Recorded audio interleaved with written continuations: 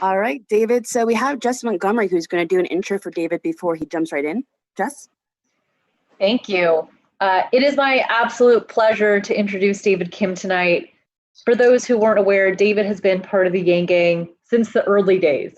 And I don't mean just musing on Twitter. David really put in the work because that's just the type of guy he is.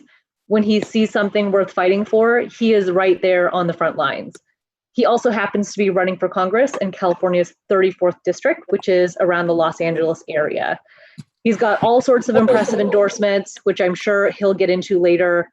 I really hope we can all rally around his campaign because we need more people like David in office. And frankly, I don't know anyone else who deserves it more. And with that, I'll let David take it away. Wow.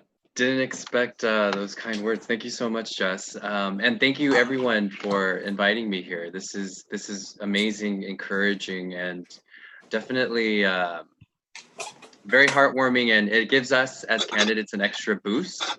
To be honest, there are a lot of times where candidates might feel overwhelmed in terms of, because it's a lot. Like we signed up for something we didn't really know how it would turn out.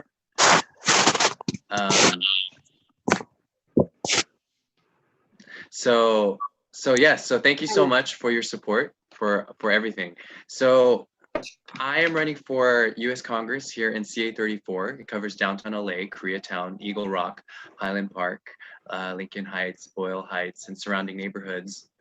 And our district is the 10th poorest congressional district in the nation. We have masses of our people already, a lot of them unemployed, already a lot of them living in debt pre-COVID-19, with that just getting a lot worse, as many of you are aware. And so our district has really been just left to poverty, left to be exploited without representation. And so now is the time for us to really take these times seriously and to take action and to acknowledge and accept the truth that we are important, that we matter. And now is the time to stand up and put that to action. And so I am running against the incumbent who hasn't been championing progressive or even just human-centered focused policies. So now is the time to change that. And we have a great chance. We finished second place out of 5 candidates in the March primary election. We won a strong second place, doubling the number of votes for the third place candidate. The incumbent won a total 52% of the primary vote. So the other challengers and I won a collective 48%. So we really just need to focus and really get the word out. And so we're here to ask for your support. Thank you so much. So for the endorsements that we received so far, we have American Progressives in STEM. We have Marianne Williamson. That was at the Unitarian Church here in Los Angeles when she was visiting. Our Revolution Los Angeles, which hosted the protest yesterday for July 11, People's Stimulus. For those who aren't aware, there was an event yesterday nationwide. It's a People's Stimulus making 6 demands to our Congress, who's currently on recess, for 6 demands to bail out the people and to really help the people out. And so Our Revolution Los Angeles organized the one for our district and invited me to speak. So go ahead and check out that video. And support and share. Humanity Forward, you guys all know Humanity Forward. Woo! We received their endorsement first, so thankful for that. And then we have Income Movement, Sunrise Movement LA, and of course, Big Brother Dad, top times 100 figures, Andrew Yang. So with that being said, we are excited. We are gaining momentum, and just to keep it going, we have these other recent and upcoming events that are outlined here. I was recently on Dear Asian American podcast. It's a great podcast series for those who are just interested in hearing people's stories, because behind each success and achievement and accomplishment, and there are stories. And so listen to those stories. I was able to participate. I got really open and had some very heart-to-heart moments. So you can learn more about my personal background in my life through that episode for sure. July 5th, we went on a march for Unhoused Black Lives in Venice. And for those who are wondering in terms of like, oh, David, is there a calendar for scheduled protests?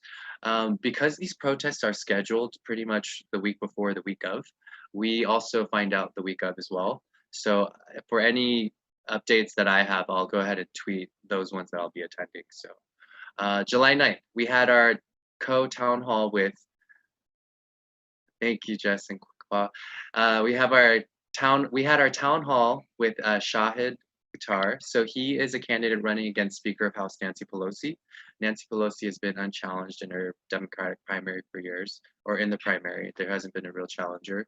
And this is a very great opportunity for to bring her closer to the needle, to actually support Shahid to the fullest and have him win.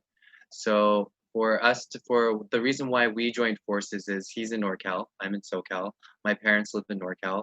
He's very familiar with SoCal as well, and we just thought it would be a great opportunity to share about these issues as Californians, as people in our own communities. So check out that recording.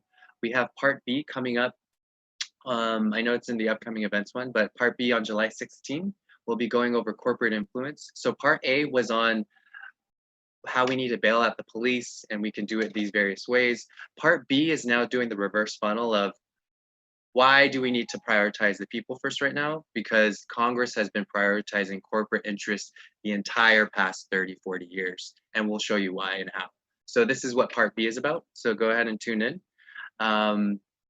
July 11 people stimulus, that was yesterday. July 12, we're here now. Good to see you all.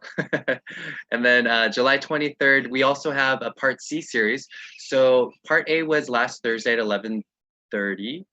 It will also be at 11:30 this Thursday for part B. And then the following Thursday on 23rd for 11:30 a.m. It'll be an hour AMA.